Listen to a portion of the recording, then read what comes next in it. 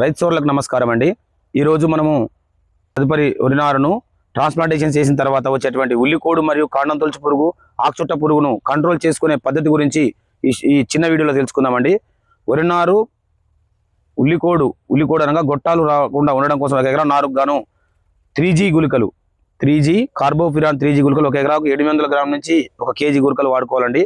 తదుపరిగా నాటు వేస్తామనగా ట్రాన్స్ప్లాంటేషన్ చేస్తామనగా 8 రోజుల బిఫోర్ ఈ గుళికలు వాడుకున్న తర్వాత ఒక 4-5 రోజులు అయితే నాటు వేస్తామనగా క్లోరాంత్రానిలిప్రోల్ 10 ml కానీ టెట్రానిలిప్రోల్ 10 ml కానీ 1 ఎకరా నారుమడికి నీరు మొత్తం తీసేసి 10 లీటర్ల నీటిలో పిచికారి చేసుకోవడం వల్ల ట్రాన్స్ప్లాంటేషన్ చేసిన తర్వాత వచ్చేటువంటి కాండం తొలుచు పురుగు మరియు ఉల్లికోడు అనగా గొట్టాలను, ఆకుచుట్ట పురుగును కంట్రోల్ చేసుకొని మనకు ఇప్పుడు ఉన్నటువంటి ఖర్చులను తగ్గించుకొని అధిక దిగుబడిని పొందే అవకాశం ఉంటుంది. కాబట్టి దయచేసి ఈ పద్ధతిని పాటించి రైతులు ఈ ఫుల్ వీడియో కోసం మన డిస్క్రిప్షన్ లింక్లో లేదా మన యూట్యూబ్ ఛానల్లో ఉంటుంది కాబట్టి మొత్తం చూడాల్సిందే మనం చేస్తాం.